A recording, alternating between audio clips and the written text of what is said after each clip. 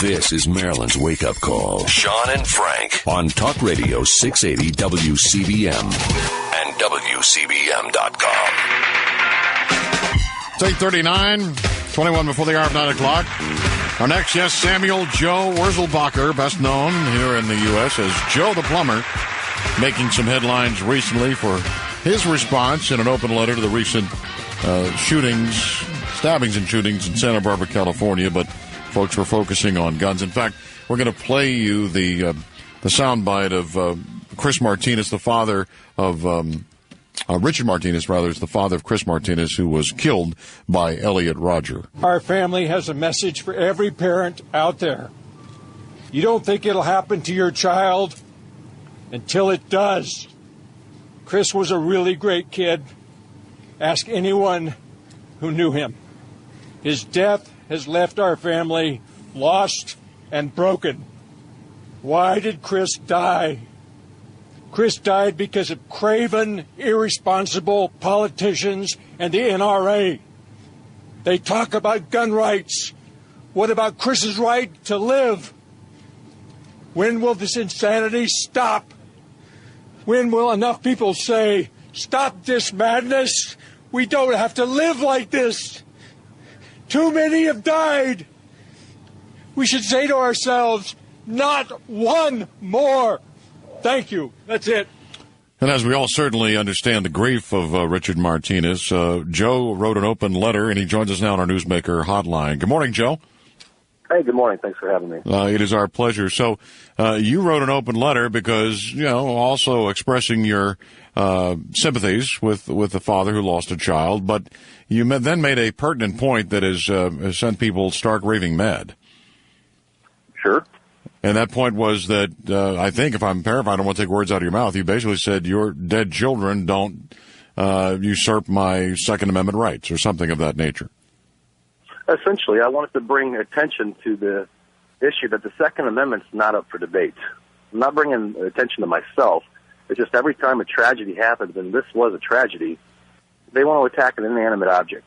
They don't want to take a look at the real problems in society. They want to blame something else and infringe upon our rights more. And I'm tired of that. When he says not one more, I'm in agreement with him. That's why my son's armed. That's why I'm armed.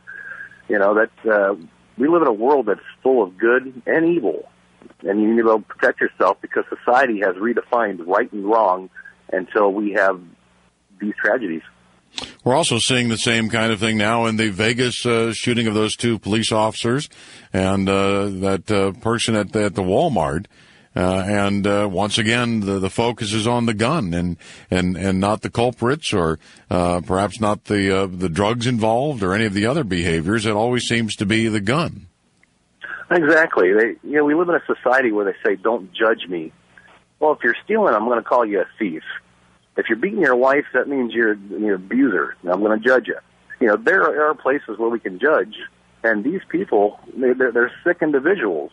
Not everybody is influenced by video games and violent movies, but unfortunately some are.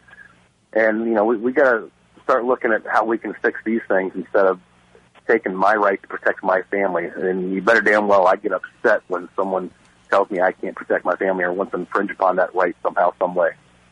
Joe, good morning. This is Frank Luber. Thank you for joining us here this morning. Thanks, I would contend that basically what we're talking about when liberals try, to infringe upon the Second Amendment and take people's rights away, it's all about control because the same kind of mentality exists as far as controlling the people in the fields of education, now health care. Liberals want to control the people, and it's no different than the issue we're talking about right now, the Second Amendment and people's rights to bear arms. No, you're absolutely right, and I made that point in a second article I wrote to follow up to this first one, the open letter, and my last statement was, guns are for hunting down wayward politicians. And, of course, a lot of people went crazy saying I'm saying we need to go shoot politicians. What I'm saying is I said Google Mao, Google Stalin, Google Castro, all these leaders out there, and there's many more, that have taken people's rights away in order to control them. And, this is no different. Think of the number of military people, men and women, over the course of many, many years, decades for that matter, in many, many wars, who lost their lives because of decisions made by politicians. I mean, they have blood on their hands, too. Oh, absolutely. And in that second article I wrote, I actually made that point. I actually wrote that open letter on the eve of Memorial Day. I was sitting there thinking about, family members who have died, my family members who have died protecting our rights and our way of life here in America, and then obviously the many, many more thousands that have lost their lives. And if we let a tragedy take away our rights, then our military soldiers are being made a mockery of. Yeah, look at the rules of engagement that the politicians invoke, limiting our ability to fight the war on our grounds. You could go back to Vietnam, you can go back to Korea, and currently, or in the last 14 or 15 years or so, Afghanistan and Iraq, particularly Afghanistan. See, I'm a firm believer that when you go to war, you become unmerciful. You hit them with everything and anything you've got, because our American soldiers are a lot more important than anyone else in any engagement. And I'm sorry, but innocents will get in the way, and they will die. If we had the politicians back in World War II that we have today, we would have never won World War II.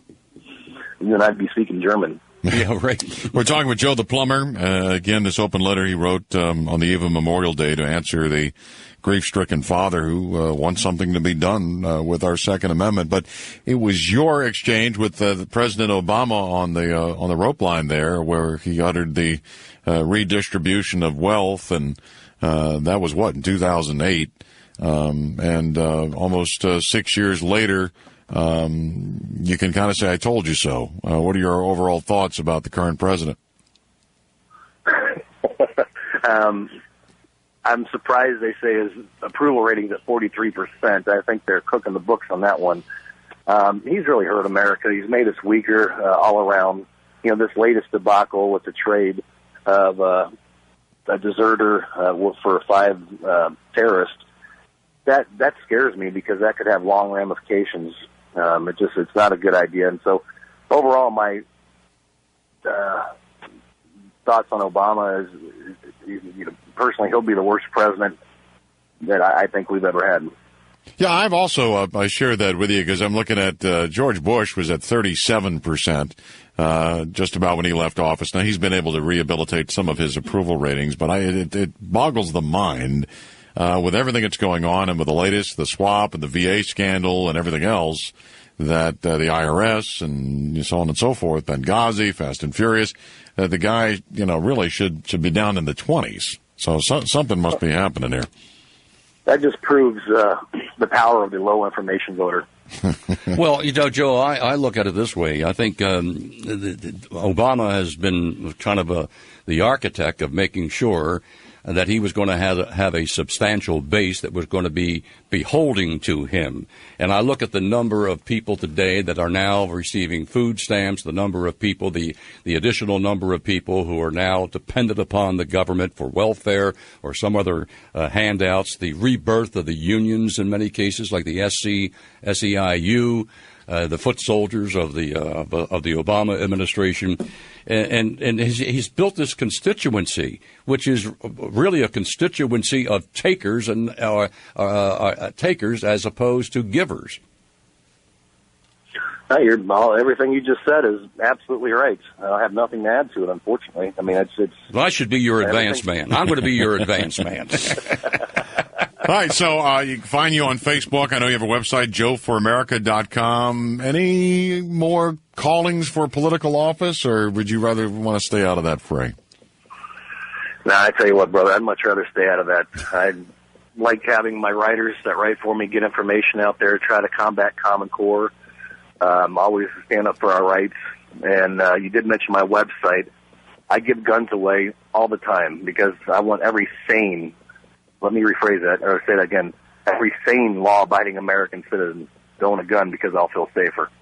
Yeah, and again, that's joeforamerica.com. And you mentioned Common Core, and we've seen Oklahoma scrap it, and now Nikki Haley in South Carolina, she, I think, is about ready to sign legislation to get rid of it in South Carolina. So initially, there were only 5 states, and I think we're up to 13 states now that have discovered the truth about this horrific, intrusion into the education system. Oh, that's important to do. That's one thing. People always ask me, how do we take America back? And they start talking about Congress and Senate. I tell them, listen, we got to take it back state by state. It's not the United States of Washington, D.C. It's the United States of America. And we need some governors that grow a pair and stand up to the federal government and tell them this isn't good for our citizens. Well, I think as far as Common Core is concerned, we're already seeing some states that are having second thoughts about it. I think Oklahoma right now is considering doing away with Mary Fallon just signed it down in Oklahoma. Joe, it's always a pleasure, and we like bringing you on the show because you tell it like it is, brother. There's no other way, man. All right. Joe the Plummer, joeforamerica.com. You can check him out on Facebook. Thanks for joining us here again this morning. Samuel Joe Wurzelbacher.